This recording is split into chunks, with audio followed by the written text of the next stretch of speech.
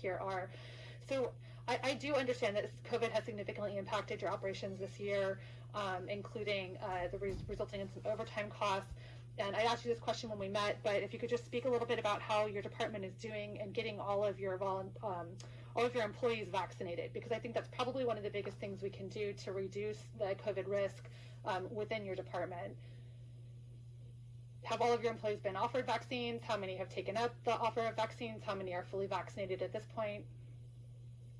Yes, all of our employees have been offered the vaccine. I'm going to leave it to Under Sheriff Mito to give you the numbers on that. Yeah, Chair, we had about a 60% acceptance rate. So, but everybody that wanted it has been vaccinated. And then there were some numbers that chose not to. And we're in the same boat, frankly, with the inmate population. We're offering that out to all of them now, and we're getting varying degrees of acceptance rates. So yeah, we're trying to do everything we can to get people vaxxed and the inmates vaxxed, so we can reduce the chance of long-term leaves and related to COVID. Yeah, and I think so the request for $4.5 million for ongoing COVID backfilling safety measures, it's hard to not say we're talking about a department whose mission is to protect and serve, and part of protecting and serving is the health and safety of our community. And so I do think that we need to do better in terms of taking the leadership position of getting a department vaccinated that would save us the cost of $4.5 million in other expenses. If everyone in the department was vaccinated and was no longer at risk of spreading COVID to our community or getting sick with it themselves, that would eliminate a significant portion of the request that's being placed on the table here.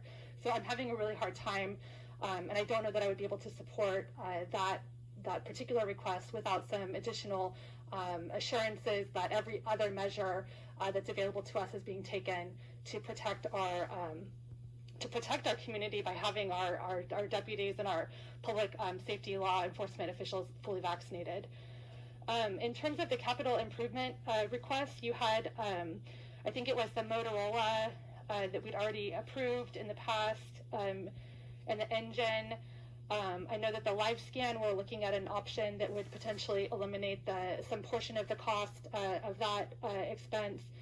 So I'm comfortable continuing to support the things that we've already committed to on the capital improvements and equipment request. But the jail backup sewer system, I think having that prepped and ready to go so that if there are state or federal funding opportunities, that we're able to compete for those funding grants. We do have a contract with Nossaman, so I would just make sure that we've got all of those documents and planning documents lined up and ready to apply for. But I'm not sure that I'm ready to see that fully funded in a augmentation request. On the augmentation request for new positions, this is where it gets a little dicey, because we don't get to tell you how to spend the money once we allocate it to you.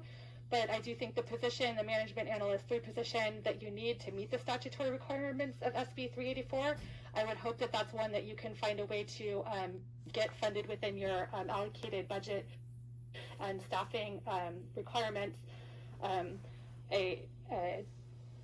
think it would rise to the level of priority for me, but I would hope that it's something you can figure out how to embed into the team that you already have in place. And then I think, and I'll put this, maybe I'll just put this back on you. Like I said it earlier in our conversation on other items. I talked about it during the budget workshop.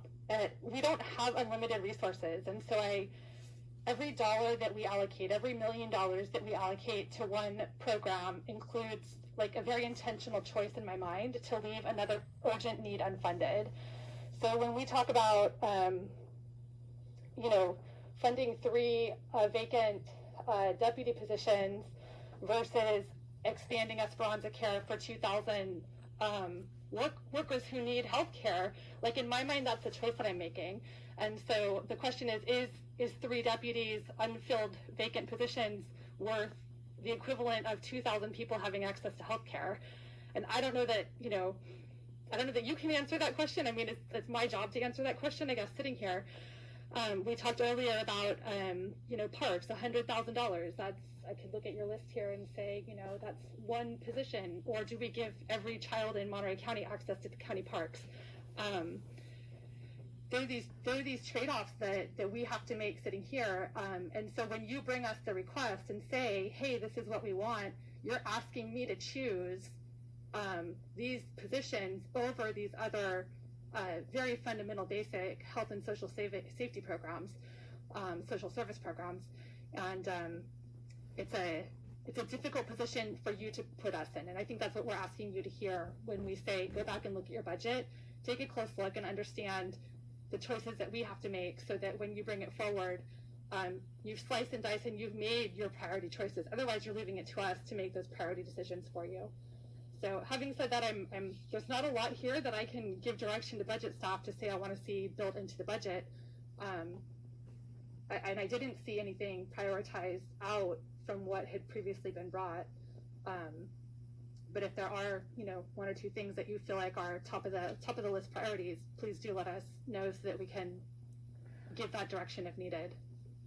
Yeah, our biggest priority is to keep us whole, to keep us the way we are today, and keeping in mind that we have 17 deputy sheriff positions that are unfunded, and we are working bare bones on patrol and in our detectives unit right now because we have to keep that jail staffed.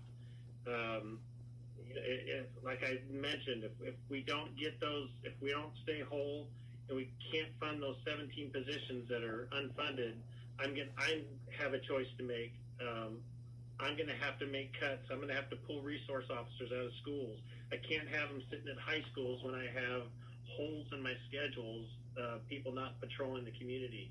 I'm gonna have to pull my Big Sur deputy out of Big Sur because I can't justify having him down there when we don't have the calls for service down there, and I need to have him plug a hole in the coastal station schedule. So if you're asking what our biggest need is, it's to keep us the way we are today, this fiscal year, plan A, and then the next plan is to do what you can to fund as many of those 17 positions